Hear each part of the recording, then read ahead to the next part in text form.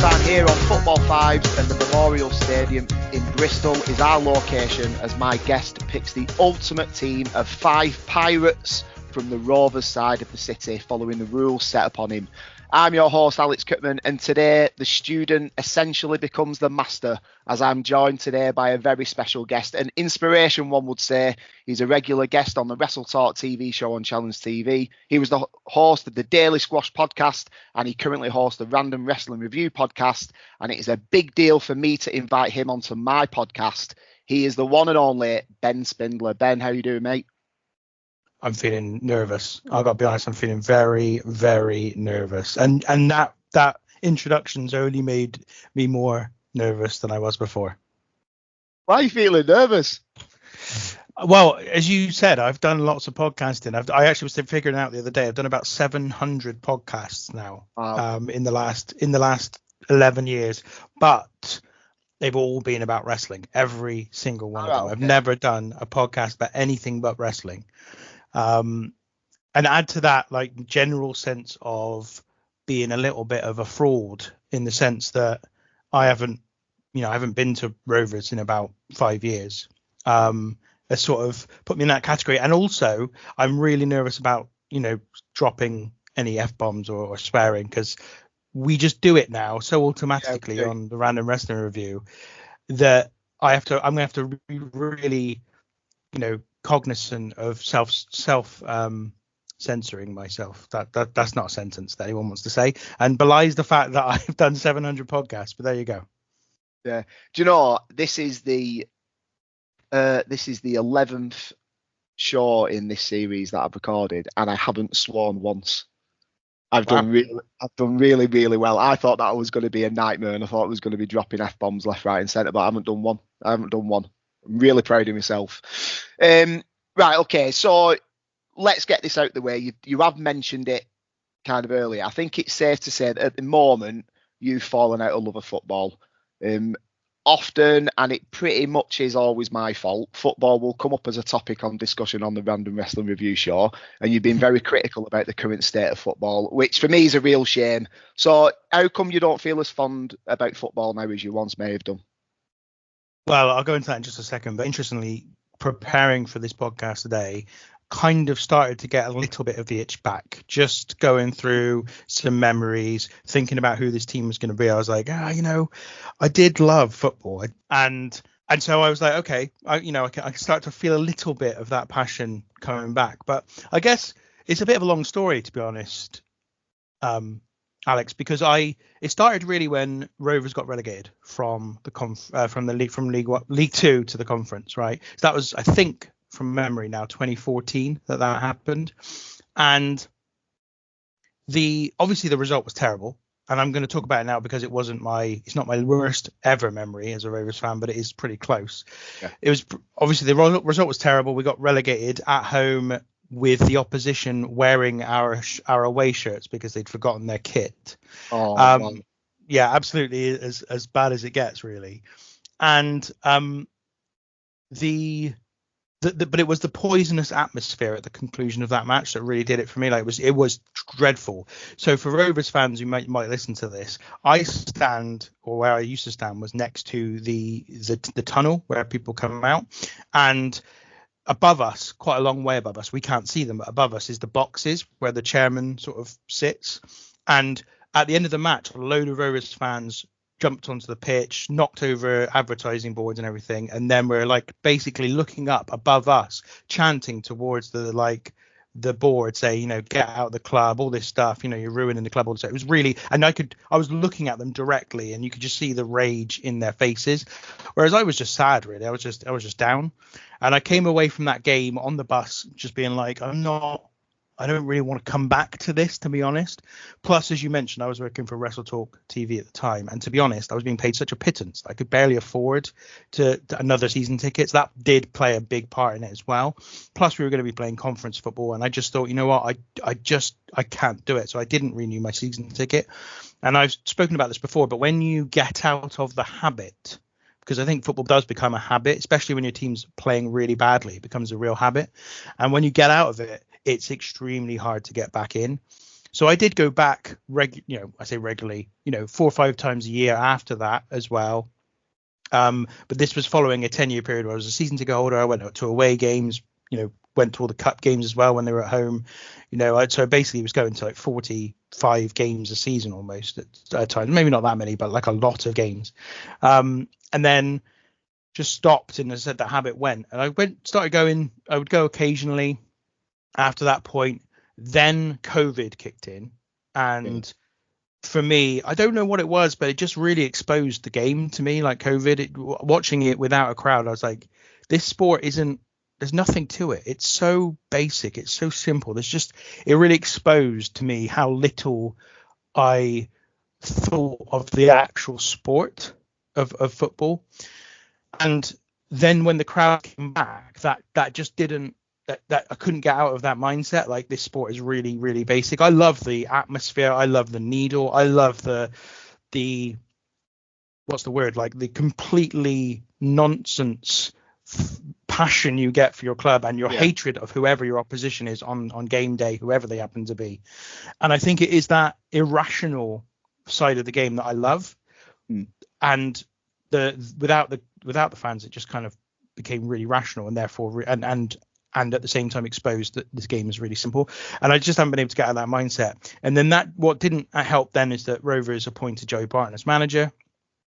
And, honestly, that was, well, it was a big thing, because when they appointed him, I was really disappointed. And I think that, again, as part of that irrational feeling you get for your football club is a feeling that you are the good guys. You are in the right. The people over there are the bad guys, whether they be, Northampton Town or Walsall or heck, Bristol City, whoever they are, they're the bad guys. We're the good guys, and we go into bat. And I get like stupidly aggressive, whilst I'm shouting out towards the pitch and everything. But that's the game. That's what it's about, in my view. Yeah. And so when you lose that facade that you are the good guys, I kind of did when we appointed Joe Barton. It just took another layer of the value of the game out of it for me. Combine all that with just the general kind of ridiculous riches at the top of the game, which just render for me the top level of football completely pointless. It all kind of just snowballed. I don't want to come across as judging anybody who continued to go. Like, I understand, like, there were some people who didn't care that Joe Barton was a manager. There were people who did care but felt like they were going to be shut out of their club as a consequence of Barton being the manager. And it wasn't the only factor. There was lots of other reasons why he wasn't going, but he was a really big deal for me. And I think, had the club at some point responded to something he'd done and fired him, something he'd done in his personal life and fired him, or had they responded to some of the backlash that came when he became a manager and fired him, then that might have softened it all for me. But the fact of the matter is that the reason I haven't been able to go back, even though he's no longer manager and hasn't been there, I don't think, for over a year and a half now, is that they didn't fire him for any good reason. They fired him for the reason that you fire any football manager, is that we stopped playing well on the pitch. And so it didn't alleviate that concern for me about Rovers and that kind of feeling of no longer really being in step morally. And I know that's a sort of haughty phrase for a football game, but morally with the club. So I've struggled. I've really, really struggled. And I haven't been to the Mem for as I say, 5 years now. Certainly, I think actually it might have been a little bit less than 5 years. I mean, actually, as this comes out, it will be 5 years, because it would have been just before lockdown, I think, was the last time I went. And I don't see a time at the moment where I will go back. Although, as I said, going through the preparation for today kind of did get me a little bit more kind of, I wouldn't mind going. The problem is I don't know any of the players anymore. So it's a big issue. It's not a bad time to think about going. Do you know who you've got on Saturday? Oh, is it Bolton? It is Bolton, yeah, it is Bolton. And a little bit of a weird coincidence, this. So when you mentioned about that game in 2014, a 1-0 defeat to Mansfield Town, that's who Bolton are playing tonight as of recording. And then we've got Bristol Rovers on Saturday. Just a weird little bit of coincidence. Right, okay, I mean, just a couple of things to kind of ask you about, really, with regards to, what you've just said. Well, a few things. Both you and I have been very critical about Joey Barton and his ridiculous comments that he makes. And I think if he was to become manager of Bolton, obviously I won't be happy about it, but I think I would be hypocritical. I don't think I could stop going. Because part of the reason is obviously I go with my mum and Heidi, and I love going with them too. So I don't think I could stop going. But I've got a lot of admiration for someone who says, do you know what? I ain't going to watch Bristol Rovers while he's in charge of the club. I really admire that. Now you have a young son, Ben. What about when he gets a bit older and he, takes to football or doesn't take to football or whatever? What will you possibly take him then and see what happens? I've thought about this for a long time, and certainly before I had a son, my stock response was, I'm not going to get him to support Rovers. I'm going to get him into Liverpool or Man City or someone, because he'll be far, far happier. Like, he will be. He'll just be happier. The story of this podcast, certainly, obviously, as we're recording this, the only episode that's come out is Stevens, and the story of that episode was heartbreak, right? The story of this podcast will be literally no hope. So, I don't know if I can do that to him. Like, I'd rather him be a glory hunter and support one of the top clubs in the land. He'll be far happier doing that. Yeah. There are moments where I think, I'd like to take him down to Rovers and watch the gas. But the other thing is for me, and one of the reasons you just said about why perhaps you'd continue to go if Joey Barton became manager of Bolton, is I never went. Well, I have been with my dad, but not very much. So my first game was with my dad, but I didn't go regularly with him. He was never a season ticket holder. In fact, I didn't go with any of my family. I went with like my friend and friends of his. So I don't have that same connection, and it doesn't have a family. It does have a family connection, but not quite in the way that you've described there, where you're going with your mum, which, I know that a lot of my mates go to football with their dads, and it's a really important part of their upbringing. For me, that's not quite how it's happened. Right. Okay. So how did you come about supporting Bristol Rovers then and not Bristol City? I'm assuming it was a family connection then. Yeah, it was. So my dad supports Rovers. I don't know why though, because the only interesting thing about my dad, and I'm probably going to be one of the rarer people on here who doesn't have I don't hate my dad or anything. We're just not that close. But the most interesting thing about my dad is that he was born in Libya, in Benghazi, on the military base, because his dad was in the military, and at 2 years old they moved from there to Fareham, which is just outside Portsmouth, and that's where his father's family were from. Then they moved to Bristol when he was 8. Now they moved to Bristol south of the river, which is actually Bristol City territory. And I don't know why he chose to support Rovers over City, but he did, probably because he was just being awkward, he was just being stubborn, whatever. And therefore, it's just followed that I've supported Rovers all my life, even though, again, I was brought up south of the river. All of my mates supported City, really, apart from one, the odd one or two here or there. And so, I think, again, it would be far easier in my life if I'd have been a City fan, because I'd have had a lot more kind of social opportunity to make football a big thing, and I wouldn't have been the outsider most of the time, which is how I've been kind of brought up. So I think, again, that's a big part of it for me. But so it was my dad who supported Rovers, and he just kind of baked it into me, really. Right. Okay. So we've discussed the relegation, we've discussed Joey Barton, we've been a little bit negative. Let's go positive. Give us some favourite moments, favourite matches, favourite goals from Bristol Rovers.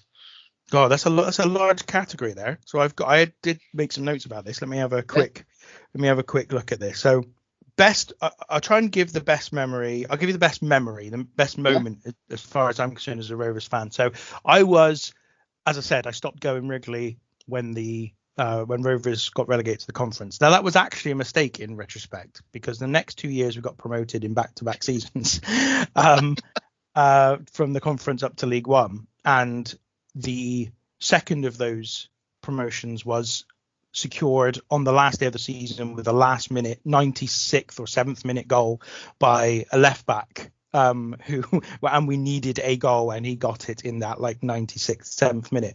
So I imagine anybody who was there will say that was their best moment.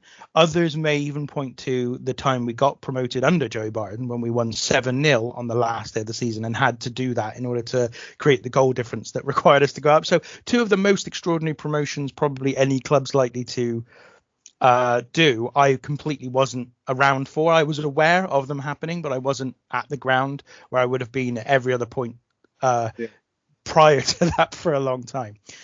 So I'm rolling out those. The moment I'm going to pick is a moment that probably a lot of Rovers fans don't even remember. I think the Rovers fans who were there will remember it without a question, and it might be in their top 5 moments of all time. But for me, it was the number one, and it was Southampton away in, I think it was either 2009 or 2010. Not entirely certain which one now. Thinking back, it was a Tuesday night. 3,000 Rovers fans went away to Southampton. It was a League One game. Rovers had just that summer sold Ricky Lambert to Southampton for £1 million, which rankled a lot because obviously Southampton had literally that summer come out of administration and then straight away was able to spend £1 million on a player, which I think is another reason why football annoys me so much. And so they'd signed Ricky Lambert. We went away. We'd had a absolutely blistering start to the campaign though without Ricky Lambert. Just suddenly it seemed to all be going well. We had a young striker on loan from, I believe it was from Charlton. Chris Dixon was his name. I don't think he became anything, but he was on loan to us for a bit. And that the previous weekend we'd been away at Brentford, Brentford in League One, and we beat them 3-1, and he scored twice. And so we were all kind of like on a big high going to Southampton. Yeah. I drove with my mate Tom, and he and then we had to go to like a park and ride thing, and then they took us to the game. But we got there like 2 minutes after the game started, so it wasn't a particularly good system. Anyway, I think we went 1-0 down, and then maybe grabbed an equaliser, and then they went 2-1 up, and then we brought on a player called Andy Williams, who had up to that point been. Like, we bought him 2 seasons before that, or maybe 2 seasons before that, from Hereford for a fee, which was remarkable. We didn't buy anyone for fees, really. We brought him in, and he'd done pretty well for Hereford the previous season, but then he'd come in and scored 4 goals in like 50 odd appearances, and he was a striker. He was supposed to partner Ricky Lambert for a while there. And the following season, he'd gone on loan back to Hereford, who were in the lower division than us. And Hereford are a small club, really. They're not really even what you would call a league club, even though they've been in the league a bit. They're not really a league club. And he was so poor that even they, by the end of the season, didn't want to keep him. They just it weren't going to be signed. So this guy was really young when he came to us, maybe 21, and he had a 3-year contract with us, and he was in the 3rd year. We didn't want him. The team that we got him from, who loved him, didn't want him, and it looked like his career was basically on the wane. It was on the way out. Anyway, he comes on, he plays on the right wing for us in this game, comes on the right wing, and their fullback just could not live with him. He just couldn't live with him at all. He just absolutely was doing him. He set up, he played the ball into Carl Regan, who was playing right back, who then crossed the ball into the box for Dixon, I believe, to stick away the equaliser for us in about the 81st minute or something. I can't remember exactly when. It was quite late in the game. Anyway, then 96th minute, Andy Williams gets the ball on the right wing, cuts inside, hits it with his left foot, across goal from, I don't know, it must have been 25 yards, across goal with his left foot, curled into the top corner in the 96th minute of the game to win it 3-2 for us. Legitimately, I'm getting chills thinking about it now. Like, it was absolutely insane that it was him, that this guy that was on the brink of being done. We were riding high. I think the victory against Southampton puts 3rd in League One, it was quite early. It was September. I think it went to pot the next game. Actually, I think we went to Leeds away and lost like 5-0 or something, or maybe Norwich, one of the two. And legitimately for 10 minutes, the Rovers fans were just belting out Williams, Andy Williams. And it was insane. It was just amazing for 10 straight minutes. It was so mad that we got the park and ride bus back to the park and ride. We got in the car and Tom was like, I can't drive yet. We're going to have to go somewhere, get some food, sit down, because I'm just buzzing. I'm just absolutely buzzing. And we were just buzzing all the way home. I was buzzing for the rest of the week. It was absolutely incredible. As I said, in the grand scheme of things, meant absolutely nothing ultimately, because we had a terrible season. We finished 11th, but we were really bad after that point. And then the following season, it didn't get any better, and we got relegated from League One. But that night was so incredible. And as I said, anybody who was there will remember it very well. Anyone who wasn't probably won't remember it at all. But Southampton also were gearing up for a major kind of assault on League One title. I mean, in that team they had not only Ricky Lambert but Adam Lallana, Morgan Schneiderlin, Radi Jaidi, who used to play for Bolton as well. So they had like a team of either future or past Premier League players, and to beat them on that night, with obviously them having just bought Lambert about a month and a half before, was massive. I think it's probably because it was Williams that scored that it probably made everyone go mental. I think. I think it's good to score in the 96th minute, but because you described. I mean, look, part of the reason why I wanted to do this podcast is so I can learn a bit more about other teams and other players. And I've never really heard of Andy Williams, but you described him as not being a particularly good player. But for that game, he was probably one of the best games that he's ever played in his life. Well, I mean, I may be doing him down to call him a not particularly good player, because I think he still plays in the league now. So he's not like he disappeared off the radar. He did finish up that year with us, and he played mainly on the wing after that point. I think he went to Yeovil the year after that, but for a 2-year contract. And I think it was the year they were in the Championship as well. So he moved up a step, and I think he's still bouncing around now somewhere. I don't know. I said I don't know much about football these days, but he did have a career, but it was like at that point he was on the brink of not having a career, because he was like not really wanted by anybody. And I think it was only his performances in that season after that goal actually that got him a new contract elsewhere and allowed him to carry on playing. But to be honest, in the moment, if I'm honest, I think anybody scoring that goal would have elicited the same reaction, because it was about being against Lambert and Southampton. I hold any ill will towards Ricky Lambert, but just Southampton, the way they bought him, it just felt a bit wrong. Yeah, he is still playing. Andy Williams, have got his stats up here. Guess where he's playing at? Don't know, like somewhere in the League Two or something, I should imagine. Oh, you've already mentioned him. Hereford. Just back at Hereford. There you go. So they loved him. But that when he went on loan to them, they were like, he's rubbish. We don't want him. You've messed him up. 39 appearances, 16 goals. Not too bad. Not too bad since 2023. No. Not too bad at all. He did fine. I think, as I said, he did fine after he left us. And like it was one of those players where he was at the end of the 3-year contract, and you're kind of like, we've just seen 2 years of him not be anything. He's okay now. He's like he's a bit of an impact player. He's a bit of a he's got a little bit of strength about him suddenly, but we're not going to break the bank to keep him. And I think we probably offered him a 1-year deal, but he was like, well, I want 2, and Yeovil are offering me 2, so I'm going there. Yeah. Right, okay, so what I'll do is a couple of days after the show's released, I'll find some highlights. I'll try and find the highlights of that game, and I'll stick them on the site. I can send you the link. I watched it yesterday, and it was still immense. I mean, the highlights I found were a not very high resolution quality of the BBC highlights that were available on their website. Remember when league games were available in highlight form on the BBC website? That's where it was lifted from. But they are there, so you can see it. I'm trying to think of other great, because there are loads of other great memories. I don't want to go into too many because I've got them as part of my team, if you like, later on. But ultimately, for me, the thing that really, the memories that really kind of come to mind are, and I will mention this season pretty much throughout because it is my favourite season, is the 2006-2007 season, where Rovers got promoted. They went to the final of the Johnston Paints Trophy in the same year as well, beat City en route to that final.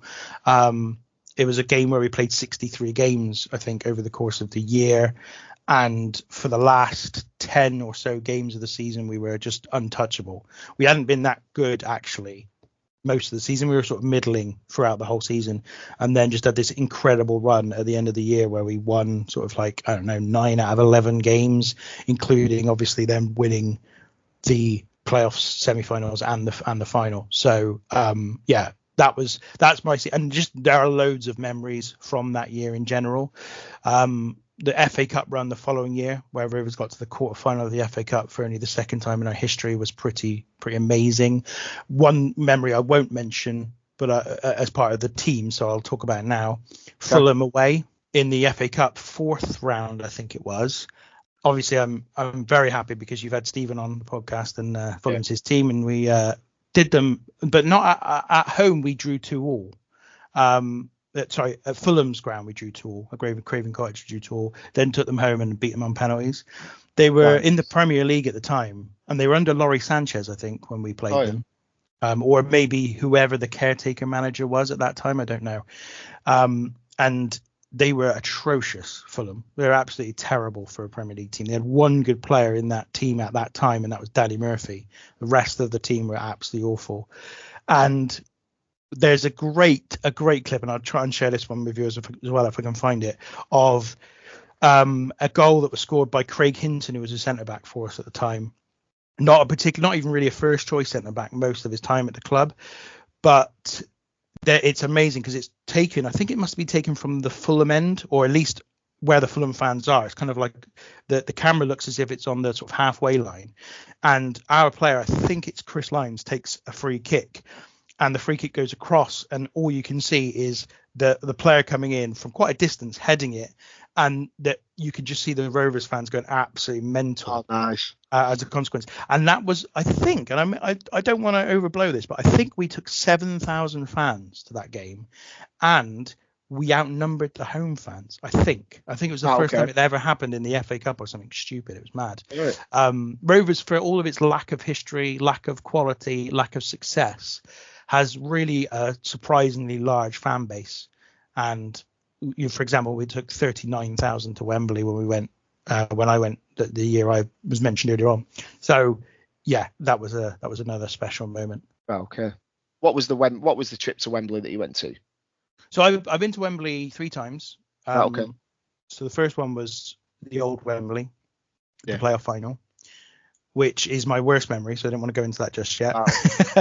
The second time was, we went to the Millennium Stadium then for the Johnson Spate Trophy final, and then Wembley the same year for the League 2 playoff final. And then I went to Wembley again when Rovers got to the conference playoff final. So those are and we won that too. So been quite lucky. 1, 2, lost 1. But the one that we lost was the first one, and when I was about 10 years old. So it's easily the worst memory as a Rovers fan. Yeah. We went to Wembley, well, as you know, earlier this year, lost in the playoff final, and Heidi was the 9-year-old bottom lip nearly coming out. Yeah. But then she's got the memory of the year before, so she's got 2 really good memories. She's got a good memory of Wembley and a bad memory of Wembley. But we've all been there. So this might be a difficult question to answer, but what about the current team? So you touched on it earlier, 14th in League One, not the best start, but the ship has been steadied somewhat recently. Do you still keep your eye on the scores, and will you be tempted back? So I haven't really, I can't say I have over the last 4 or 5 years, not really followed the scores, obviously, which is mad, but it just, I got to be honest, a lot of the weeks it just doesn't occur to me anymore. And I don't know anything about the current team. I think they've got Scott Sinclair playing for them, and that's about all I can tell you, if I'm perfectly honest. And the only reason I know about Scott Sinclair is that he originally started with Rovers when he was sort of a youngster and got sold to Chelsea when he was 16, and we played him. I think we brought him on as a sub a couple of times in like 2004. Because we wanted to up the amount of money that Chelsea would have to pay for him, and that was the only reason. He wasn't ready to play first team football, and I think he came back a couple of years ago, or a year and a half ago or so, to just sort of finish out his career with us. And I think he's still there, but I don't know for definite. I'm looking through the team now. Honestly, I don't know any of them. I don't know a single one. Like I'm looking at it, they mean nothing to me, and that Yeah. sounds really weird. It certainly wouldn't have been that way 10 years ago. I mean, I can still tell you pretty much the whole squad from 2006, 2007. I barely could name you a player before I looked at this list now. Before then. In terms of whether I'll go back, I really don't know. I really don't know. As you said, I've got a young child, and that partially means I don't go because just you've got less time. Yeah. You've got more kind of caring duties and stuff. So maybe when he gets to an age where he is interested or wants to go, then maybe. I have thought about it a little bit, going occasionally. I think possibly the last time I went might even have been an away game. I went to see Rovers play against, I think it might have been Accrington Stanley or someone like that. Again, my mate Tom, who I used to go with, he lives in Manchester now, and so I occasionally kind of have visited him, and it just means that you can often go to a game which is around there because there's so many clubs around Manchester. And we won the game even though we played hideously, and I think that was the last time I went. I may have gone to the Mem in like January 2020 or something, but my memory fades a little bit about that. But yeah, I don't know. I really don't know. I think, as I say, looking back at some of these memories, like there are the good ones, but then there are the bad ones, like, relegated from the conference, losing to Huddersfield at the old Wembley in 1995, coming away crying because we'd have got promotion to what is now the Championship at that time. And I believe that same season, Swindon and Bristol City, got relegated from what was then the Championship. So we'd have been the top club in the region at that time, which we had never really been. And that would have been, certainly not in my lifetime anyway, and that would have been massive, so there's still kind of pangs of real kind of bad memories along the way. So I don't know, it's just that mixed thing. I think, as I say, I was going through this and I was like, this is a tale of, like, Rovers is an incredibly unglamorous team to support. More unglamorous. I was trying to think of any clubs that are very similar to Rovers, if I'm honest, because there are obviously clubs who are in the same division as us, even Bolton for that matter. But obviously Bolton have had a long storied history of being a top division club, not just in the last 20, 30 years, but, back in the 50s and goodness knows what else. So it's not like they haven't got a huge, historic pedigree to them as a club. Many others are in a very similar position. And then there are a lot of Johnny come latelys to the league, your likes of Fleetwood and your Saltfords and that kind of stuff. And then you've got clubs that have now hit incredibly hard times. Like you've got Bury, obviously didn't even exist or don't even exist in their original form. Same with, obviously, Accrington Stanley went out of existence at one point, came back. Aldershot, Rochdale are now in the conference. So I had to look this up, by the way. So a lot of this is me doing some research before the podcast. But Rochdale are in the conference, Hartlepool, Oldham are in the conference, all these different teams. Wrexham obviously got millionaire owners who are funding them all the way up to the top, seemingly anyway. So I kind of wrote out a little list of clubs that are similar to Rovers in terms of their history, in terms of their standing, stature, and what kind of they've done. And the best ones I could pick out were teams like Walsall and Northampton Town, teams who really haven't done anything in their entire history, have been in the league forever, and ever. Like Rovers, bar that 1 year, have been in the league since 1920, right? So they've been in the league for absolutely ever, but they've just literally done nothing their entire history. And that's what the history of Rovers is, doing nothing, being not successful. I think when we came into the league in 1920, we came into what was then Division 3. Okay, the following year or the year after that, maybe the bottom tier was split into Division 3 North and South. So obviously then we were in Division 3 forever. We did get up to Division 2, what is now the Championship, for a period in the 50s and 60s. Then went back down to Division 3. We never dropped down to the bottom league until 2000. That was the first time we were in the fourth tier of English football. And so for our entire history, for 80 years, we were in either the second or third tier. And I think we had maybe 2 or 3 promotions in our entire history prior to that point. So, it's a very unglamorous thing to support Bristol Rovers. way less glamorous than nearly any other team you could name. You know, I was saying to you before, like, there's going to be nobody listening to this one. It's about Bristol Rovers, and you're like, oh no, it's all right. We've got other clubs that are lower down. It's like, yeah, but at least when they're lower down, like, things have happened to them. Even tragic things have happened to them. Tragic things haven't happened to Rovers. They're just really boring as a club, and I say that as someone who's invested a heck of a lot of time and money in watching them over the years. Well, you could invest some money this Saturday, get a ticket for this Saturday. If anything, if or when you beat Bolton, you've got the bragging rights. So, well, yeah, I just don't even care about it. That's the problem. You're desperate for me to get back into football, but it's just a hard thing. We'll see. Maybe one day, but I don't see it happening this season. Let's put it that way. Do you know what? You say you don't care, but when you beat us last season at our place, you were quick to bloody put on the WhatsApp group that you were. Yeah, but that's, it's a hollow victory, wasn't it, Alex? Yeah, a hollow victory. Fair enough.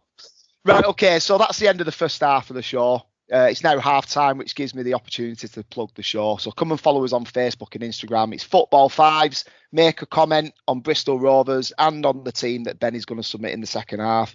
Also, leave a 5-star review on your podcast app of choice. Say something nice about the show. We really, really appreciate it. Ben, is there anything you want to plug? Well, I suppose I should plug the Random Wrestling Review.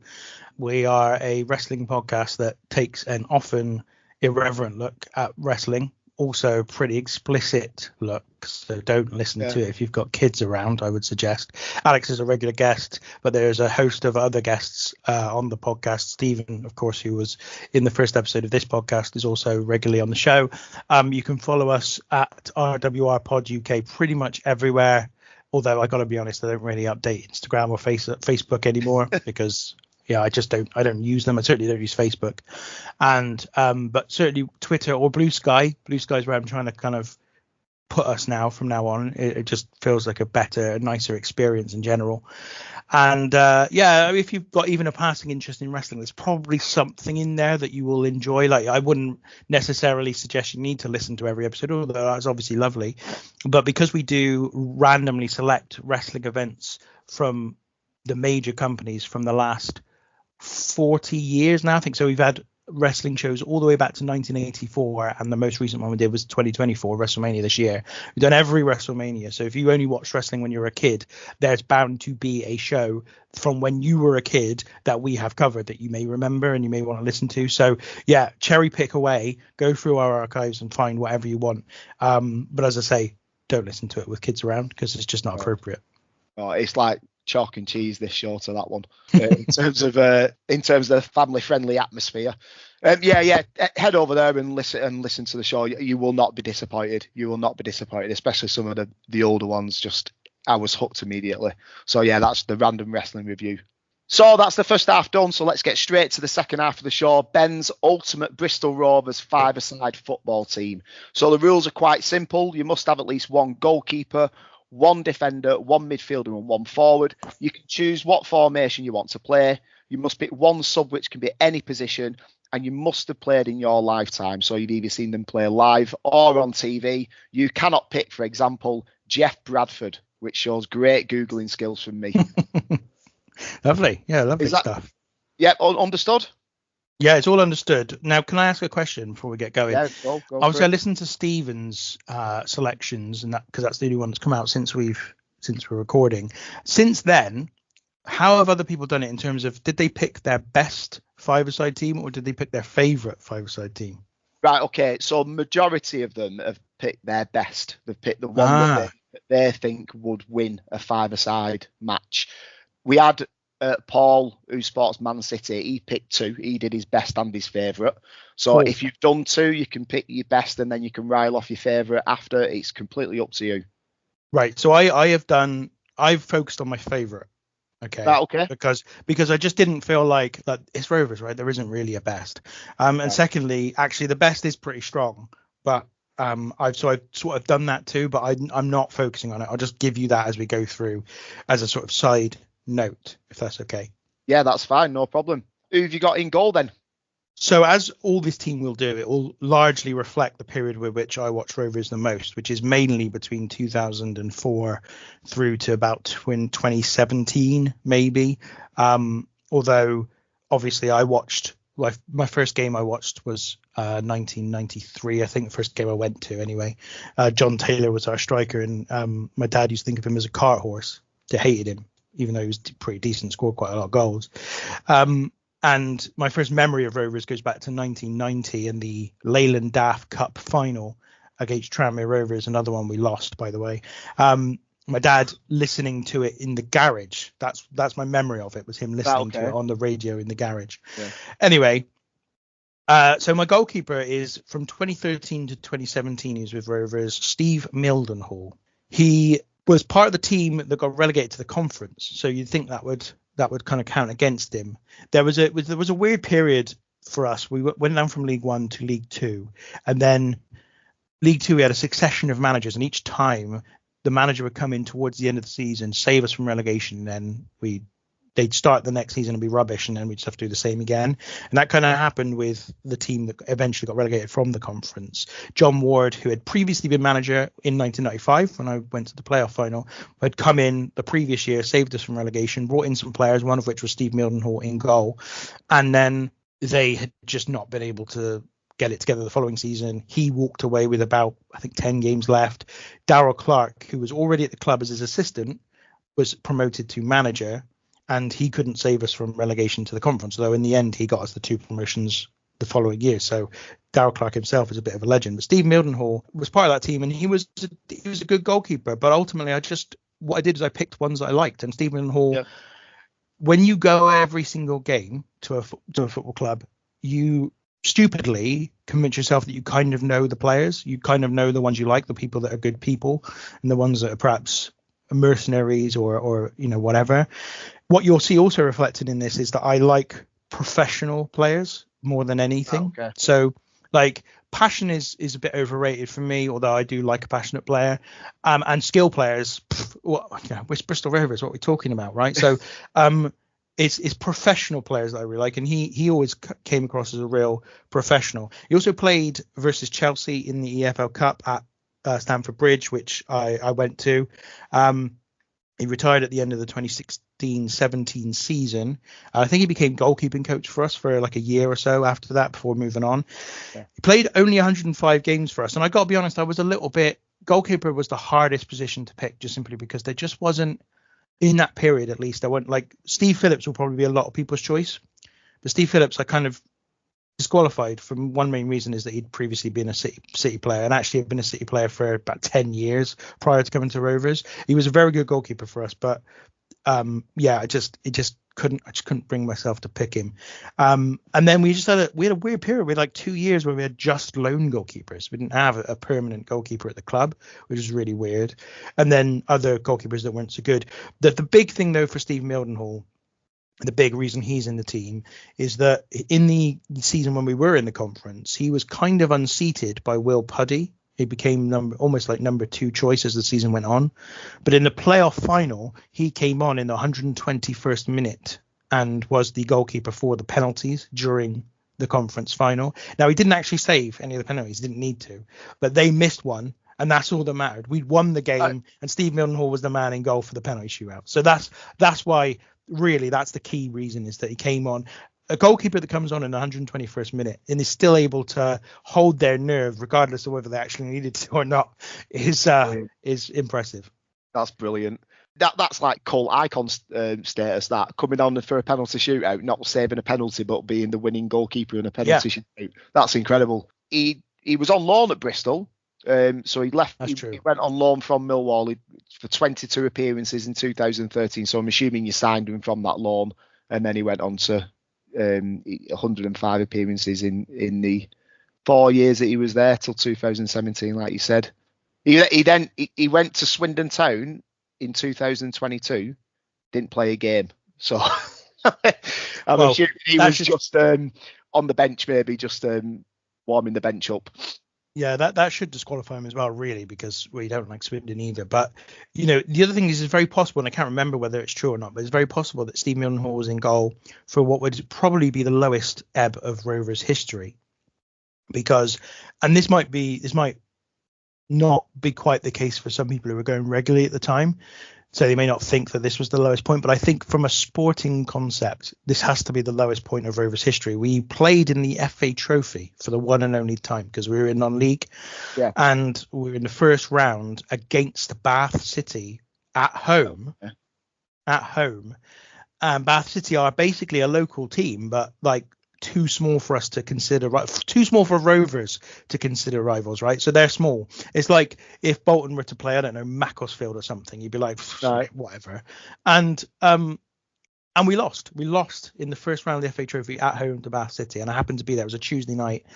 And yeah, so that has to be the lowest ever from a sporting concept, at least, of Rovers' entire history, losing in the first round of the FA Trophy at home to a team that are too small to even consider rivals, even though they are literally 10 minutes down the road from us. So yeah, that was pretty bad. He may have been in goal. He may not have been, but there's a good chance he was.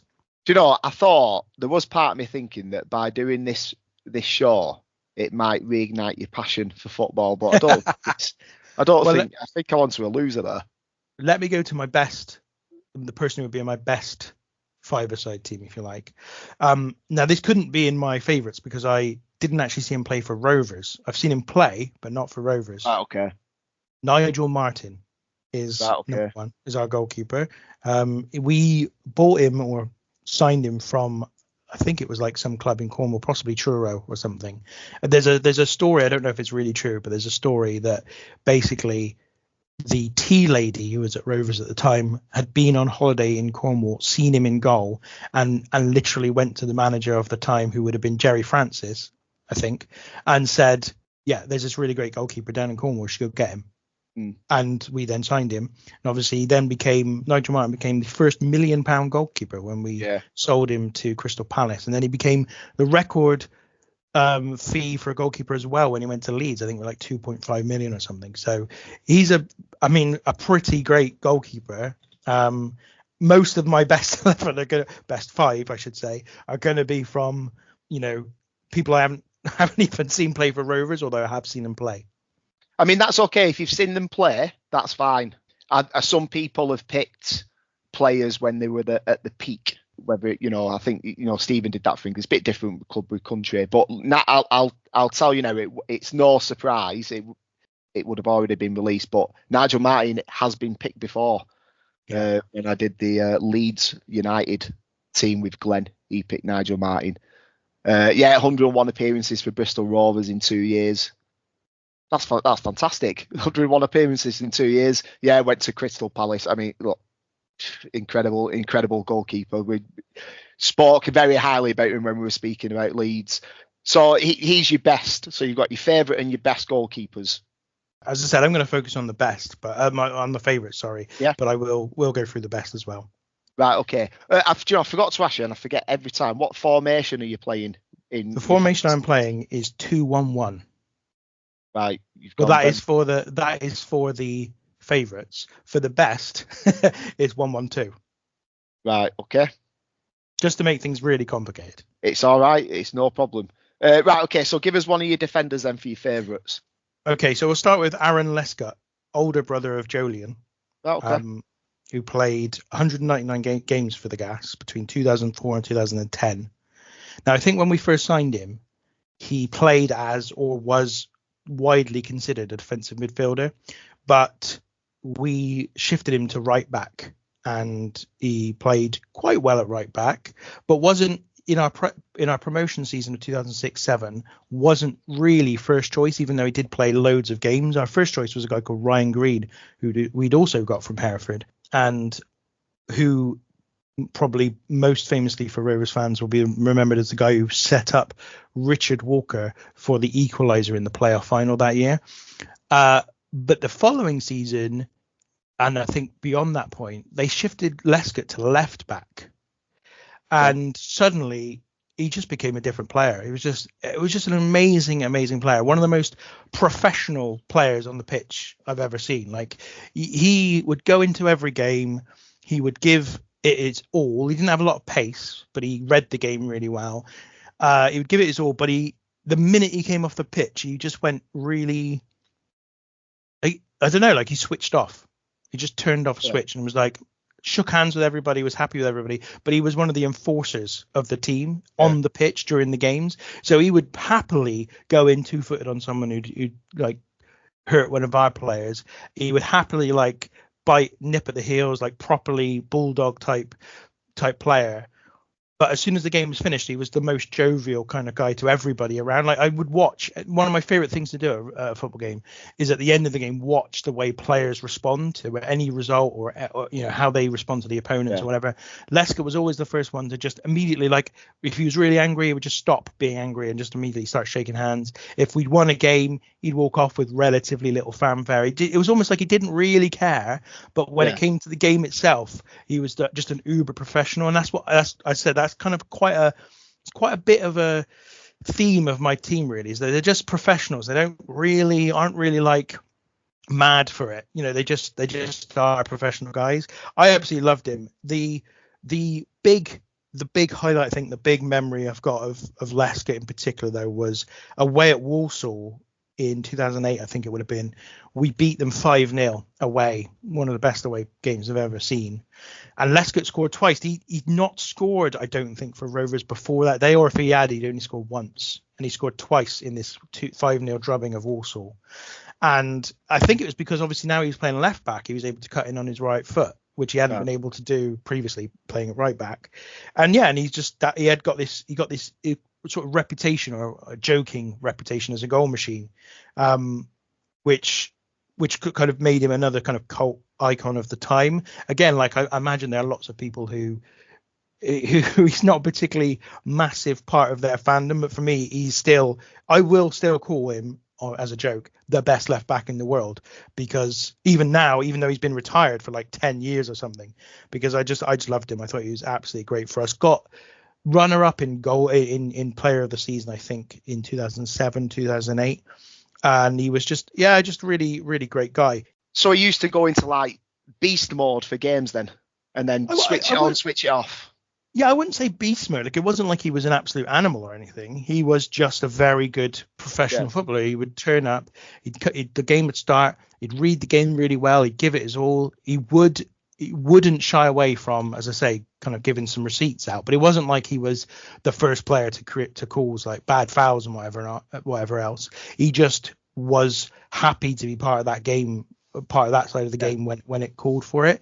He said didn't have much pace, but what he lacked in pace, he made up for in reading the game. And he was just at one point he was one of the first names on the team sheet, which was strange given that in the league below he wasn't even the first choice right back.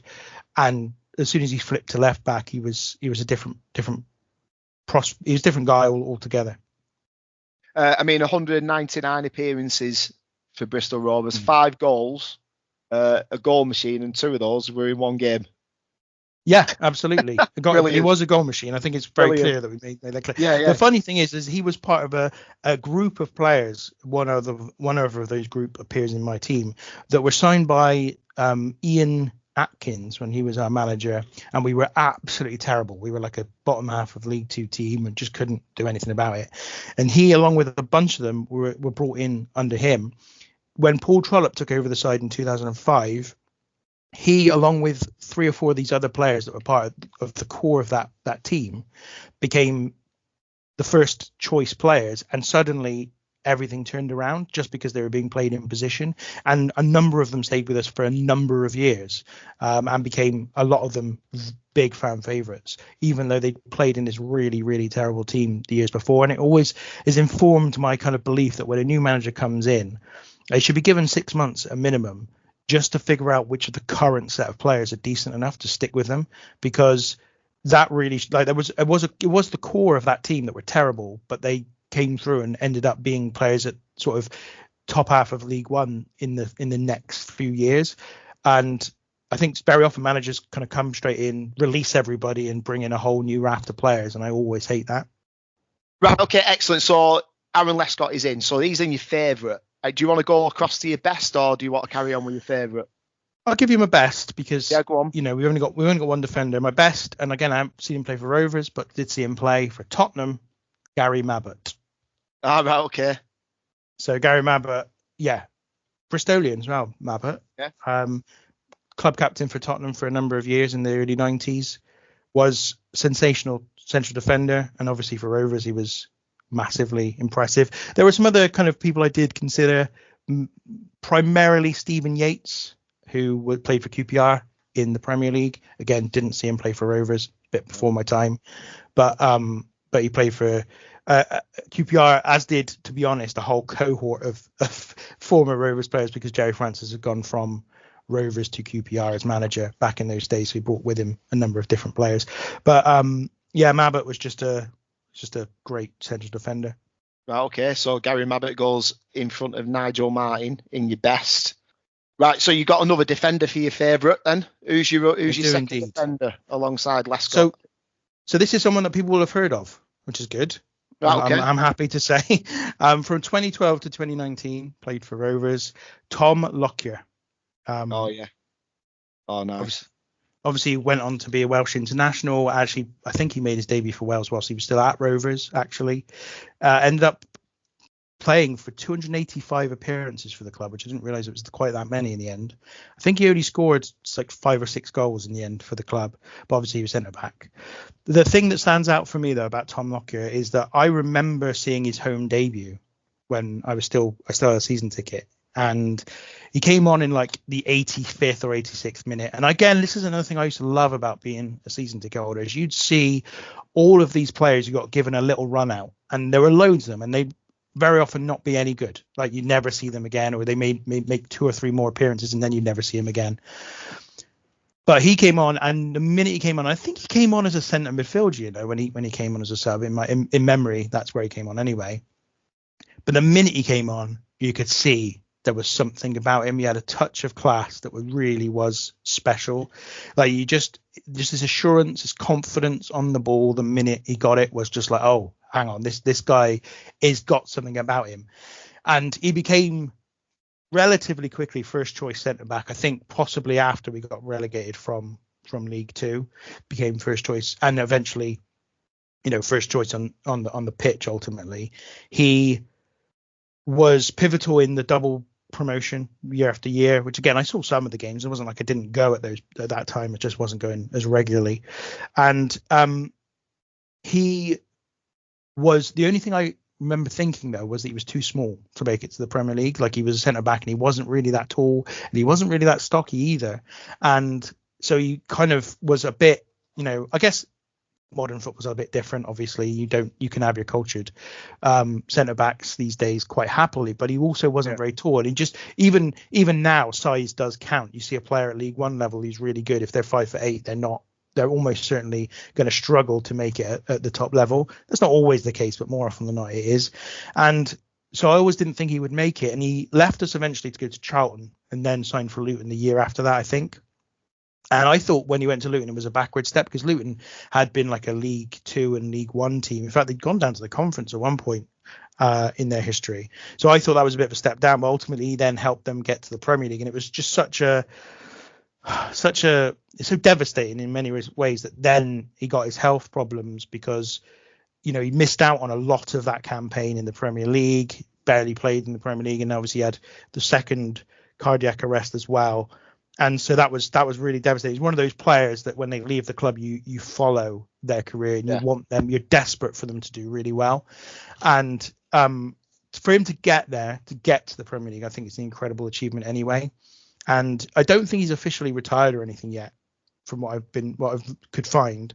So hopefully, he's deemed, let's say it this way. Hopefully he is fit enough to go back and play again and not run the risk of suffering yet another cardiac arrest. But I don't know what the chances are of that being the case, but hopefully that's the case. If not, then I think hopefully he will be extremely satisfied with a career that I think he made the most of, some pretty exceptional natural talent in terms of playing football and reading the game, and perhaps some hard physical attributes to overcome, which he obviously has done. Yeah, I mean, the latest on that is I've found here that Luton Town announced that he's returned to the club's training ground to begin next phase of his rehabilitation. That was in August, so that was some time ago. I mean, an incredible story. I mean, the fact that he's actually alive is obviously a massive but yeah, I mean with Luton, it was just every now and again with the Premier League, you know, you have clubs that yo-yo, but every now and again you get a club that get up there, and it would be the same with you know, I've said it before. I think Wrexham will be a Premier League team in the next 5 years, and I think it'll be phenomenal, absolutely phenomenal. It was the same with Luton when Luton got promoted. Just football, it's one of the times when football wins for me, when a club like Luton can get into the Premier League. And yeah, he had a massive part to play in that, and hopefully we'll see him again on the pitch, but not at the expense of his health, we hope. Well, no, absolutely not. Well, Luton, the funny thing about Luton is kind of the beginning of, for me, where I knew Rovers were good the year we got promoted. So Luton, the year we got promoted, when I say the year we got promoted, I mean, I'm going back to the 2006-7 season. That's still my promotion season in my head. We played Luton in the first or second round of the League Cup that year. Luton were in the Championship in that season, unbelievably, and they went all the way down and came back up since then. But they were in the Championship and we played them, and I think we took them all the way to penalties and lost on penalties, but we played really well. And that season, we'd started the season losing 4-1 to Peterborough away and then lost to somebody else 2-1 at home. So it was looking like another struggling League Two season. We played Luton and we played really well, and I was like, actually, we've got a team. We've actually got a team here that they're pretty decent, and they continue to flatter to deceive all year until the end of that year. But obviously that's nothing to do with Lockyer. It was just an interesting thing about Luton. But love Lockyer. I absolutely loved him. He was an amazing player for us. He was, I said, instantly you could see he was a great player. Like, I'm not even joking. I can remember thinking this guy's really good, and he obviously was quite quickly embedded into the team, the first team. And the first team squad. Loved him. Nice. So Lockyer's in your favourite. Are we going across to your best? Well, no, because obviously that we've only got one defender in the best. Right. Okay. So we're staying with a midfielder for your favourites then. So yeah, my midfielder. This will not be a surprise to anyone who knows me. 2004 to 2011, Stuart Campbell is my centre midfielder. My favourite player of all time. Stuart Campbell, and I think over time has actually become someone that has kind of lost a little bit of, not respect, that's probably not the right word, but a little bit of fondness from Rovers fans. I think he didn't leave in the best way, but then saying that, he fell out with the manager that Rovers fans hate, so it wasn't like he fell out on massive bad terms. It was just a bit of a messy way to finish. Yeah. But prior to that point, he played over 300 games for the club. I mean, it was less than that in league games, but it was over 300 games in total. He only scored 3 goals in that time from midfield. You'll see a pattern here. Basically, I don't like flashy players. Well, not I don't like flashy players, but my favourite players are the players that go unheralded, basically. Right, okay. 2 of those goals were magnificent goals during our promotion season. One against Peterborough. We were winning 2-0 at home. It was sort of February time or March time that season. We were winning 2-0 at home. They pegged us back to 2-2. It was looking like one of those like really bad lost opportunities. We got a free kick in 87th, 86th minute or something, just outside the box. Stuart Campbell steps up, just puts it away, just puts it directly in from the free kick. And I remember that I wasn't stood in my normal place when the goal went in, because the way the Rovers, where we stood in the Rovers, was you had to walk all the way to the other end of the pitch in order to get out. Okay. And that game, they just released the tickets, I believe, for the Johnson's Pate Trophy final that year. So we were trying to edge our way out early to get to the ticket queue to get tickets for that game. Yeah. But obviously we got this free kick. So I was stood behind the family stand, like not even on the stand anymore, but I could still see the game because it wasn't a tall stand or anything. I stood behind that stand and he put the ball in and I was like, oh, that's amazing. Like I went mental. And then still scurried off quickly to go and get his ticket. And then the second goal was against Lincoln in the playoff semi-final, away leg. He scored in the first 3 minutes of the game and scored from about 30 yards out. Again, it was ridiculous. He scored 3 times in his career for Rovers. 2 of them were absolute worldies. And this one was from about 30 yards. He was absolutely pivotal to the promotion in 2007, which is, again, going back to why I'm such a big fan of him. He perhaps wasn't quite as good after that, and maybe I looked at him favourably because of that season throughout the rest of his Rovers career, although he did win Player of the Year in the 2007-2008 season. But that season in particular, my real memory. So that year we started with Craig Disley and James Hunt in centre midfield, and James Hunt was our club captain, and he had a falling out with Paul Trollope around October time, maybe November time, somewhere around then, and he never played for the club again. And he had a falling out because I think Trollope had picked Stuart Campbell over him, so Campbell wasn't even first choice at the beginning of the season. He picked Campbell over him, and Hunt walked out of the club, never played for us again. And Campbell was just a revelation in midfield at that point. He wasn't an amazing attacking player, but I wouldn't say he was even a defensive midfielder either. He was just exceptional at all the stuff that just goes unnoticed. Like the number of times he won a free kick when we were a bit under pressure, or he fouled somebody when a opposing team was on the attack, and we just absolutely needed someone to be taken out at a key moment. He just did it all game long, every game for 3-4 years, as far as I'm concerned.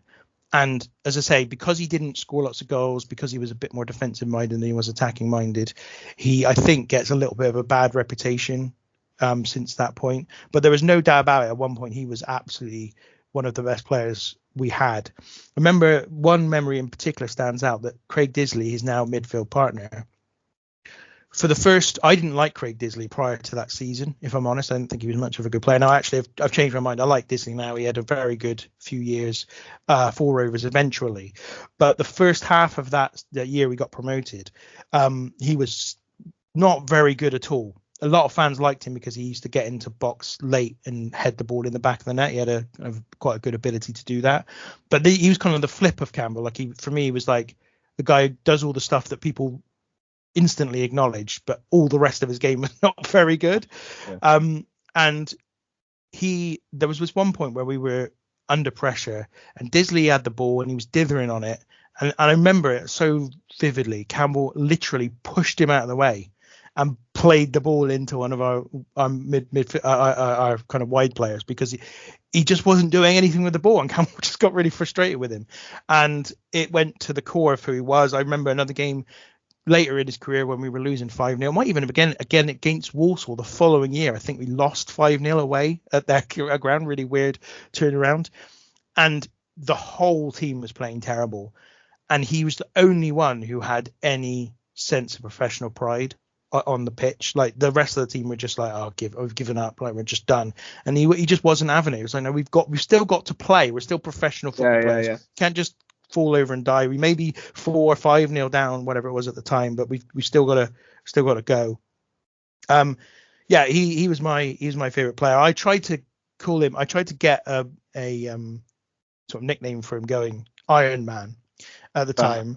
But the main way I did that was saying it loudly when I was in the stands, and then going on to Wikipedia and editing it into his profile regularly, but it kept getting deleted out. So, whatever, didn't land in the end. But he later became caretaker manager for Rovers in 2011. So in our season we got relegated from League One. We had Trollope had got sacked after 5 years with the club in sort of Christmas time. We then hired Dave Penny, and he was rubbish, and it brought in like 10 new players in January, and it just wasn't working. And so then the club turned to Stuart Campbell with I think 8 games left, possibly, in a desperate last bid to get us to save us. And he started quite well, got a couple of victories, and we were actually out of the relegation zone with 4 games to go, I think. But then I think the last 2 games were Leeds away and someone else tricky away from home. And we just, and not only that, but the injuries were stacking up. We just seemed to get so many injuries to the point where Ellis Harrison, I think, played. Ellis Harrison went on to be a relatively regular player for Rovers in sort of 3 or 4 years time. But at that point he was like 17 and just wasn't ready to be a first team player, but they had to use him because he was only one fit basically. And he couldn't keep us up in the end, but it was a typically kind of sad way to end a Rovers career, because that's what Rovers do, right? And then, the following season, new manager came in. He had a falling out with him and was gone. He went on to manage and play for Tampa Bay Rowdies in the US. But he's my favorite player of all time. And I can't it's so hard for me to really accentuate just why I loved him so much. But it was those moments of, we need somebody to foul their player. Please, somebody do it. Oh, there he is. Stuart Campbell just did it. No, knew to do it. Or, we are in real trouble here. Oh, wait a minute. Stuart Campbell's battling for the ball and has fallen over and won us another free kick, of course. And that's what he would do all game long. And the year we got promoted in 2006-07, we, I think, kept something ridiculous, like 23 clean sheets that year. And in the main, Steve Phillips was the goalkeeper and Steve Elliott, who was the centre back, got the credit for that. But I honestly believe without Stuart Campbell, that is absolutely not possible. Yeah. Yeah. I mean, at the minute, he's still in Tampa Bay at the minute. He's runs his, runs soccer camps for youngsters in Tampa Bay. So he's probably loving his life over there at the minute and passing on his wisdom to young children.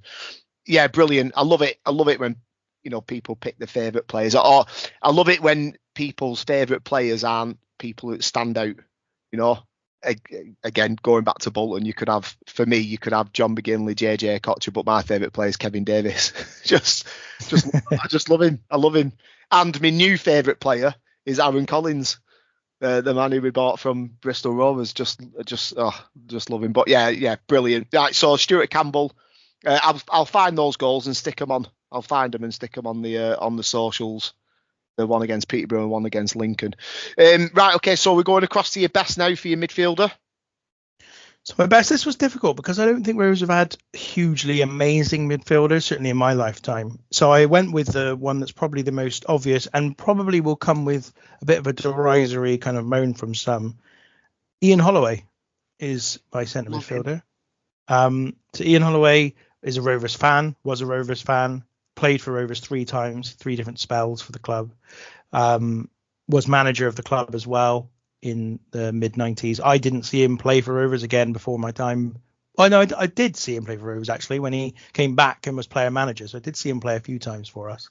But didn't see him in his peak, but he played in the Premier League as well. So I've seen him, on TV playing at his peak. One of that cohort of Rovers players who went to QPR at that time, along with Steve Yates, Ian Holloway, Devon White and Gary Penrice, all went to QPR from Rovers at that time.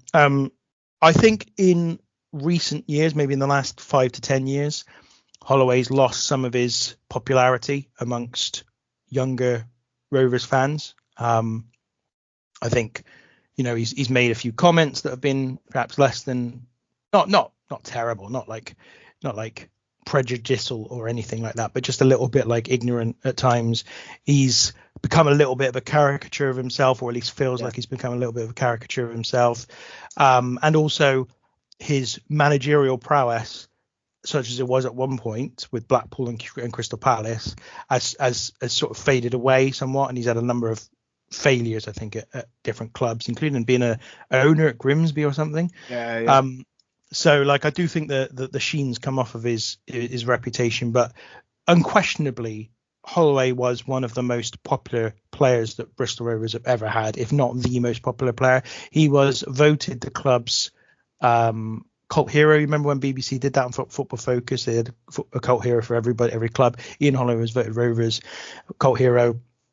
And to be honest, my best memories of Holloway is actually when he was manager of Blackpool, and I was desperate for Blackpool to stay up. I was absolutely desperate for him to stay up because of him, and they very nearly did it. They very nearly did it. I think in any other year, their points tally around that time would have done it for them, but he didn't quite manage it. But then he went back up again anyway with Crystal Palace, so credit to him. So he had a good managerial career in the end, but he was I think he's seen as a bit of a joke type player, but he wasn't as dirty, I don't think, as people imagine or remember him to be, and he was probably a lot more skillful than people remember him being.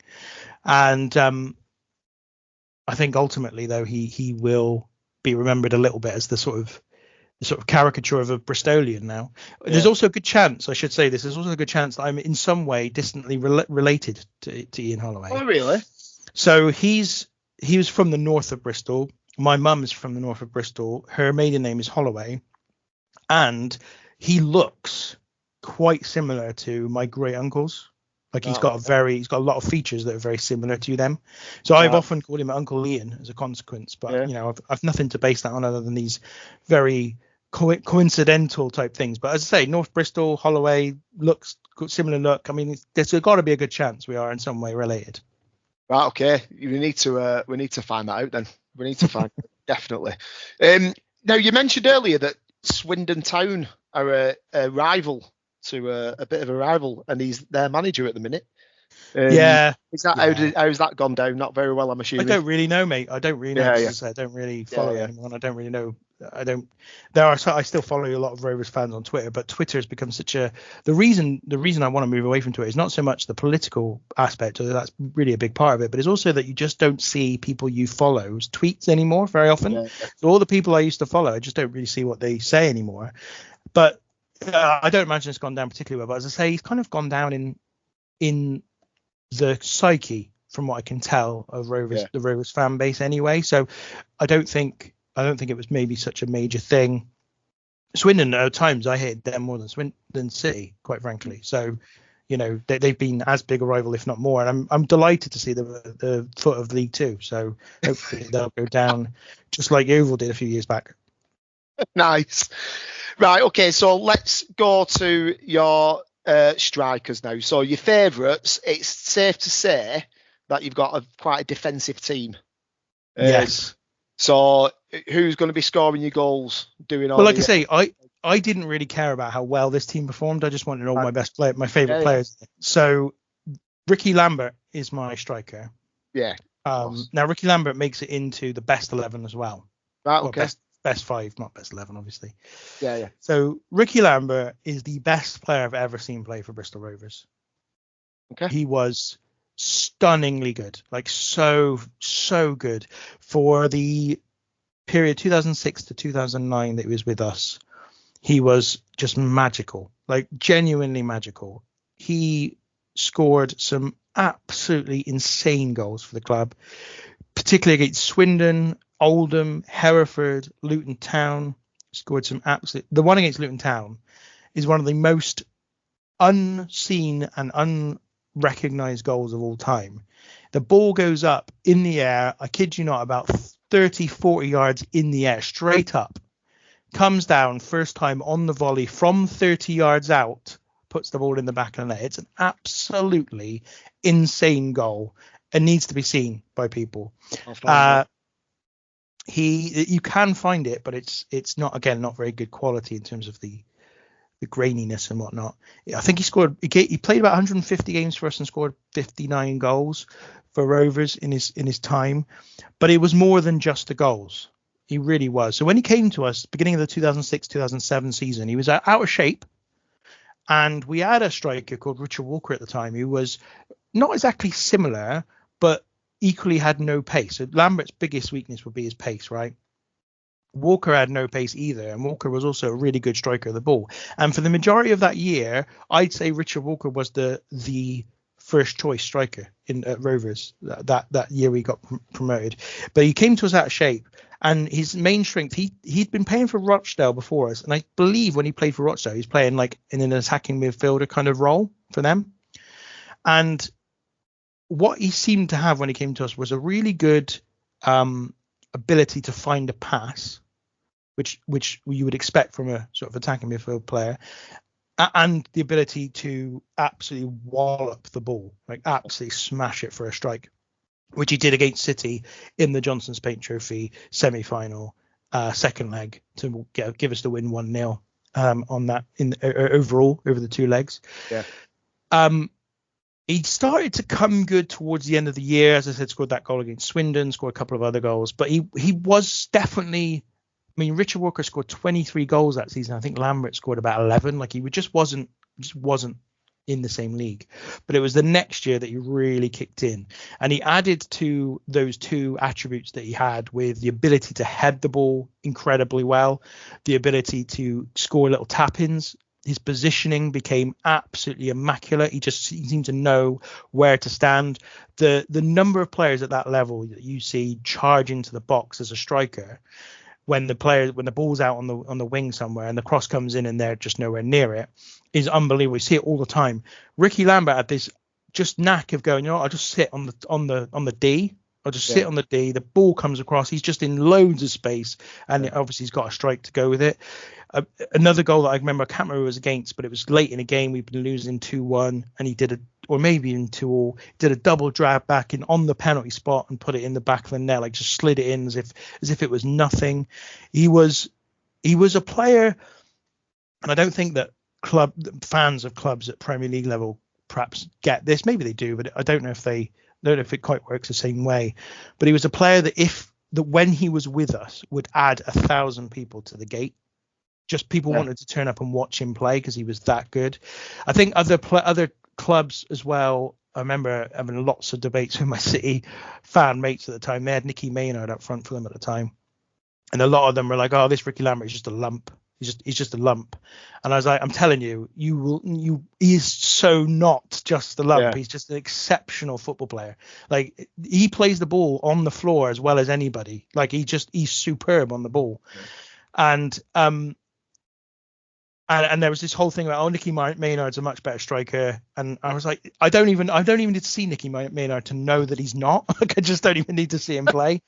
And then obviously he went on to Southampton and helped them get promotion to the Championship after getting promotion from League One, and then scored a number of goals at Premier League level and proved himself to be a player that should have been at the level a long time prior to that. Actually, he was delayed in his route to the Premier League because Southampton, the year he went to them, they had a 30-point deduction, I think, or maybe certainly a large points deduction, which stopped them from getting promoted that first season it was at Southampton, because they would have done had they not had that points deduction.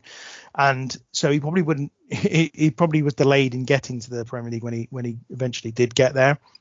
He was a player that absolutely I followed religiously after he left the Gas because he was so good, and I desperately wanted him to do really well. Obviously got to the Championship. The City fans saying he would never make it the Championship, obviously did. He was phenomenal at the Championship level, scored loads of goals, made it in the Premier League, scored goals in the Premier League, played for England, scored for England, went to the World Cup. Okay, he didn't actually get on the pitch, but he went to the World Cup. He's in a World Cup squad. He played for Liverpool, his boyhood club. Okay, didn't play particularly well for them, but did play for them, his boyhood club. Played in the Champions League for Liverpool. He basically hit all of the milestones you could possibly hit as a professional football player, and I love that he did that. The big one though for me, the thing that I always go back to that really reminds me of how amazing he was. There was a game away from home the same week, actually, the 3 or 4 days before the Walsall 5-0 win, where I think he was the one who set up Aaron Lescott's goals. We, on the Tuesday night, went to Hereford away. Hereford have really featured heavily in this. I don't know why. Yeah. Went to Hereford away. Stuart Campbell was out injured, I think, for the game, and so Ricky Lambert was captain for the match. He scored a hat-trick. We won 3-0, and it was like watching a professional footballer play with young lads, like 10-year-olds. He was so far ahead of every other person on that pitch that night. He ran the game, picked and chose when he had the ball, scored at will for fun. It was a moment of like clarity. We're like, this guy's far too good for playing for us. He just shouldn't be playing for us. He's too good. And he was just an incredible player, the best player I've ever seen play for Rovers, and that's why he's in both my favourite and in my best team. I mean, great pick. I know that you said City fans calling him a lump, but he played for Liverpool. Liverpool ain't going to sign lumps. I don't think. You know what I mean? I think my friends who are City fans had to concede, to be honest, once they saw him in the Championship against City, that he wasn't just a lump. Yeah. But I think prior to him getting to the Championship, that was always the kind of the accusation. But prior to seeing him play, they just wrote him off as that. But just amazing. I mean, obviously he also scored the goal against South Scotland, which was like as good as any, like one of the best moments me watching Lambert. I just absolutely loved that he scored it. I went absolutely crazy when he scored that goal, and I didn't care. Like, it wasn't the one that it was England against Scotland. I didn't care about that. It was that Ricky Lambert scored for England. I absolutely loved it. Nice, excellent choice. So who's rounding up your best in up front. Who's playing up front with Ricky Lambert? So Ricky Lambert's strike partner is Jason Roberts. Oh, nice. Now, I had a really tricky choice here because Rovers, believe it or not, in the 90s in particular, were quite famous for great strikers. So we had, in about the space of, must be like 4 or 5 years, we had Marcus Stewart, Jason Roberts, Jamie Curran, Nathan Ellington, Barry Hales, and even Bobby Zamora on the books at a certain point as well during that period. We just kept creating these great strikers. Jason Roberts and Jamie Curran in particular formed an incredible strike partnership for the club. Marcus Shaw obviously went on to be Premier League top scorer one year. They were all great. And actually Barry Hales was going to be my first choice because he was kind of the first striker I absolutely loved for Rovers. Like, as I said, we had John Taylor when I first started going, but he was fine, but he wasn't like a player I had a real affinity for. But after Marcus Stewart, who I did love, but then missed the sitter in the league, the playoff final that I talked about earlier on against Huddersfield, kind of that always sullied my kind of feelings on him. But Barry Hales was kind of this great player. But Jason Roberts, again, professional. I think that was the thing I love about Jason Roberts, a real professional, super strong, but had the pace as well. Like a really, really good player. So I just felt like Nigel Martin, Gary Mabbutt, Ian Holloway, Ricky Lambert, and Jason Roberts would be a stellar five-a-side team for the Gas to put out.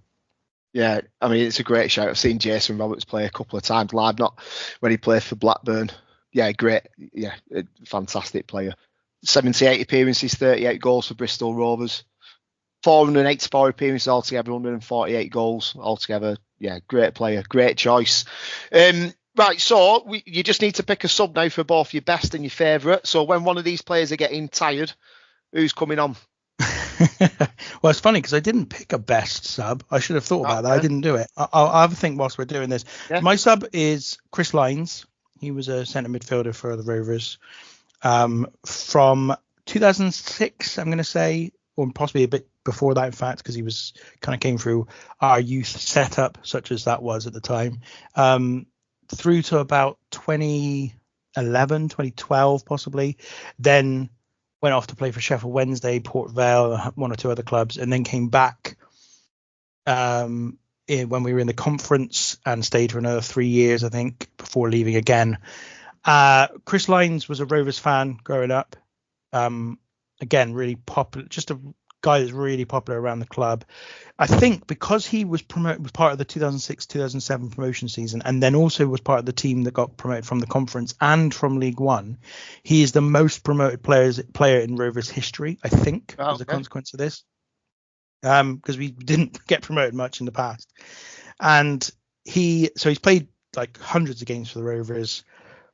And it was just a really, really good player that I spoke earlier on about the game against Fulham in the FA Cup at Craven Cottage. So that day we should have had Stuart Campbell and Craig Disley in centre midfield, but both were out injured.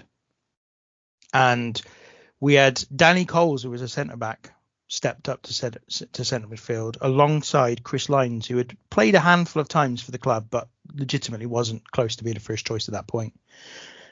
And Chris Lines came in and played the most assured football game you'll ever see from a young player. He was just so fantastic. He was just phenomenal. This was against a Premier League team. I know I said they were atrocious, but they were atrocious for a Premier League club. They were still a Premier League club. Yeah.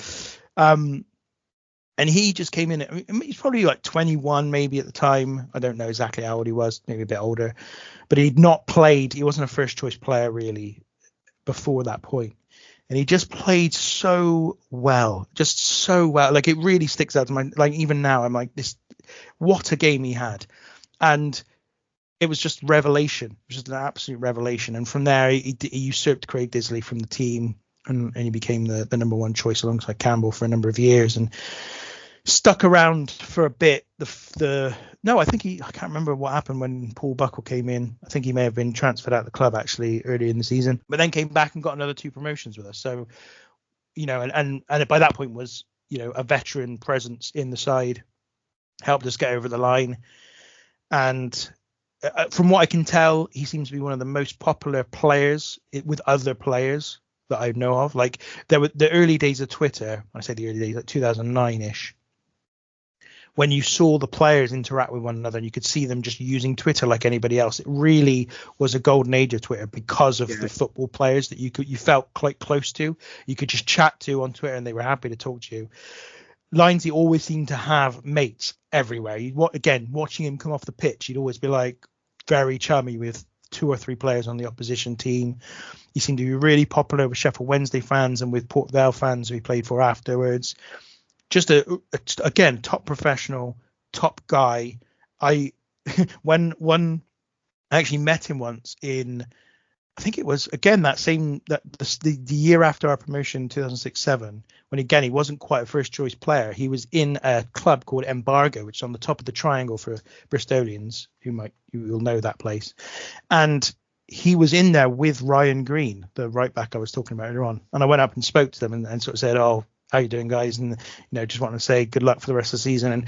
And Ryan Green was very dismissive. Like he shook my hand, but was like he looked away instantly. Didn't want to know. Didn't want to kind of anything like that. Lindsay though was like, "Oh yeah, we're not doing so well at the moment, don't worry." And I was like, "Yeah, but don't worry, it'll come good. We'll be fine." And we stayed up that year, which was our only real goal that year after we got promoted. Yeah. And it just, and then I left them. I was like, I'm not going to take up their time. I just want to say good luck for the rest of the season.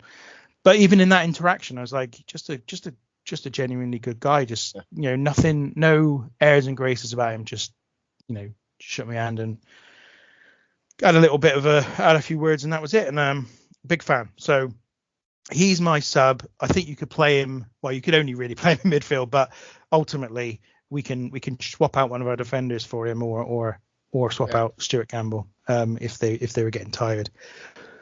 Right, okay. Best sub. Yeah, best sub. God, you've really got me in a problem now. I mean, as I say, you could pick any of those strikers I mentioned, like Marcus Stewart, Barry Hales, Jamie Curriton was great.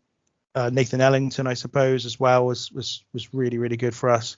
There were also some really good players that played for Rovers after I stopped going regularly, like Billy Bowden was very, very special, very good winger, scored one amazing goal. He beat about 3 players and put it in the back of the net during one of our successful seasons.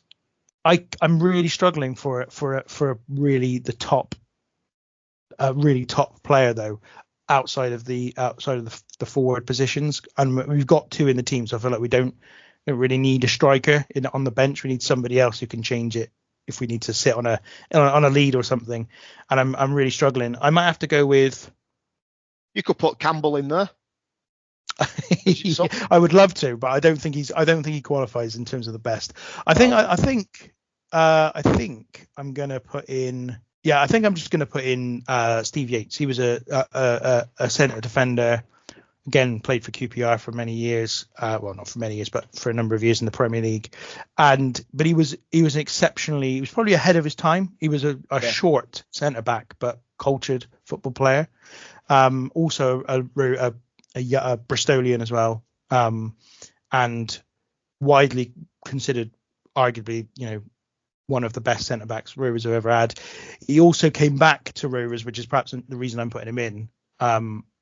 It's sort of whilst Darryl Clark was at the club as a defensive coach, so that kind of gives him like an extra little bit of, he was part of those promotions under Darryl Clark, so kind of that gives him a real kind of boost as well. So yeah, I'll put Steve Yates in, but I'm disappointed I didn't think about that beforehand, and I should have done. Right, no problem. Steve Yates goes into the best now. So you've got a favourites and a best team. Okay, so you need to submit one for a reason that will come clear probably in the next episode. So are you submitting your favourites or your best? I think I'm gonna have to support my best just in case they come up against anybody, to be honest. Yeah. But although in some respects I'm thinking if we lose, then maybe it's better that we lost you having my favourite players rather than the Rovers' very best players during my lifetime. So yeah, but we'll go with the best. Right, okay then. So, just to recap then, Ben's ultimate Bristol Rovers 5-a-side team. The best in goal, Nigel Martin. Defender is Gary Mabbott. midfielder is Ian Holloway, striker of Ricky Lambert and Jason Roberts, and Steve Yates on the bench. But also, just to recap, we'll go through your favourites again. Your goalkeeper, Steve Mildenhall. Defender is Aaron Lescott and Tom Lockyer.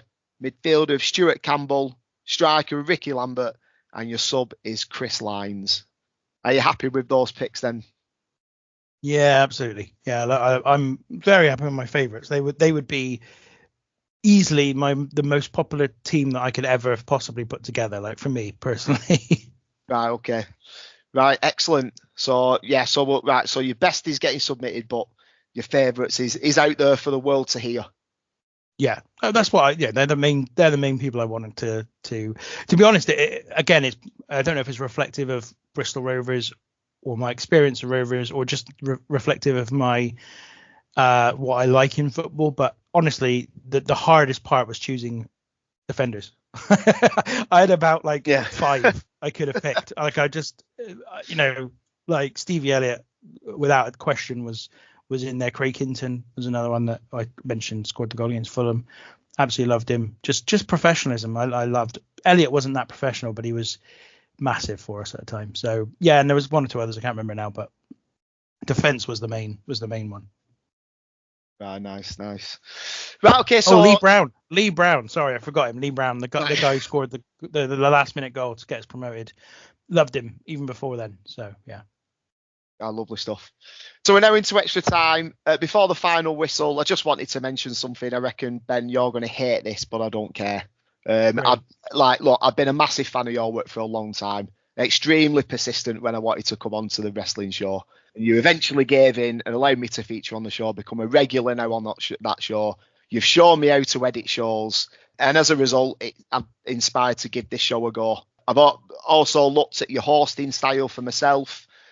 You've been really helpful in the production of the show, giving me tips and helping me when I've needed it. And finally, and the main thing, I've made friends for life with you, Sam, Tom, Stephen and Matt, and I'll always be grateful. So thank you so much for everything. And if it wasn't for you, this show wouldn't exist today. So I really appreciate everything that you've done. So I'm the one everyone's got to blame, is it? Yeah. Well, yeah, if you want to look at it that way, yeah. So, and also finally, I'm going to ask all my guests to pick the closing music for the show. So what song am I going to be playing out? So the song you're going to be playing out, and I will give us a little bit of a commentary as well. Apologies, but it's called Toe End Boys. It is by a guy called Ben Gunstone. It is available on Spotify before you get you worry that it's too small time to be on there. It is a song about Bristol Rovers. It's about the old ground, the Eastfield ground in central Bristol that used to be Rovers ground until 1986.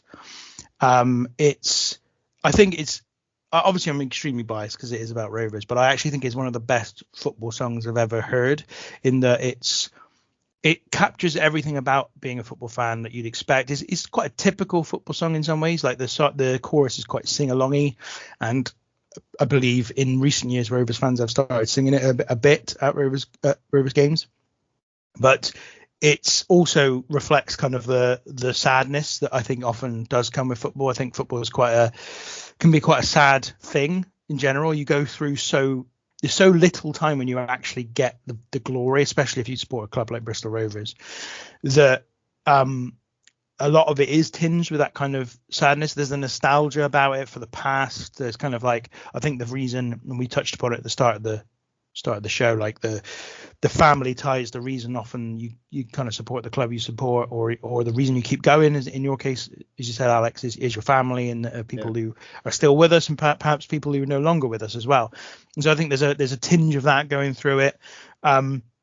The first lyric is something like the flowers are dead and gone behind the Eastfield goals, which is to reflect the fact that at Eastfield there used to be like little flower beds behind the goals there, and the first line of the second verse is something like the flowers are dead and gone, and something like I can't remember the exact line, but it's something about a supermarket because now Tesco and IKEA sit on the site of Eastfield Stadium, what Eastfield Stadium was.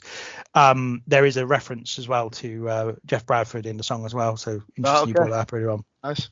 But it's a I think it's a really great song, and it also is a really big part of my watching Rovers, because pretty much from all the time I was a season ticket holder, they played the song at the end as you're walking out of the ground. So if we won a game, they'd play like, I don't know, I think it was Glad All Over, that song. But then afterwards, once that song had finished, they'd play Toe End Boys. But if we didn't win, if we drew or lost, they'd play Toe End straight away. Wow. So you'd pretty much always walk out the ground with Toe End Boys on whilst I was going. And yeah, I just think it's a tremendous song. And I think it's also tremendous. It's a great song, even if you're not a Rovers fan, for Bristolians, to be honest. I think it's reflective of a part of Bristol's history that perhaps, I think potentially, probably not, but potentially even City fans might enjoy. So yeah, it's Toe End Boys. Right, Toe End Boys is going to be on the end of the show by Ben Gunstore. Ben Gunstone, yeah. So I there were a couple of other songs I thought about. Obviously, Goodnight Irene was the first one I thought about, but as much as I love the fans chanting it in the terraces, to be honest, it's not a song I particularly like. I also thought of Runaway by what's his name? I can't remember his name. I'm going to quickly find it, because that's going to do my head in if I can't remember who did Runaway. Del Shannon. It's from a song from the early 60s, which always reminds me of Twerton Park in Bath, where I first went to see Rovers play, because we played in Bath for 10 years between 86 and 96. Oh. So Runaway by Del Shannon was also one that I seriously considered, but in the end, it's got to be Toe End Boys. That was the one that really reminds me of the time when I went there regularly. So yeah. Right, nice. That's what we'll be playing out to then. So anyway, well, thank you very much, Ben. I've loved it. Thanks for being on the show. Hope you've enjoyed it, and I hope that it's rekindled some sort of little bit of passion. A little bit. It probably will fizzle out when I go onto YouTube and watch most of the things we've just spoken about again, and then go, oh, that's enough for me. But we'll see. You never know. It might get me back into it. I listened to the song that you're about to play twice last night in preparation for this, just because I was like, I hadn't listened to it in a long time. So you never know. It might happen. No, we never know. Anyway, well, thank you very much, Ben. I really, really appreciate it. Thank you. No, thank you for having me on. No problem. So that's it for today. Thank you so much for listening. Follow the page on Facebook and Instagram. Leave a comment if you agree or disagree with any of Ben's choices. I shall see you again next time with a different guest and a different five-a-side team. I've been Alex Kirkman. This has been Football Fives, and that is full time. Take care. The traffic's a little quieter on the Stapleton Road. The ghosts of Bamford and Barrett Steel, shadows on a drizzle field. And can you hear the Toad End Boys sing? I can hear everything. And when the North Bristol chorus rings, I can hear everything. The flowers are shopping miles on the Eastville Gold. I was blue and white quarters from the age of 3 years old. The Francis Golden Age, we paid that player's wage. And can you hear the Toad End Boys sing? I can hear everything. And when the North Bristol chorus rings, I can hear everything. And can you hear the Toad End Boys sing?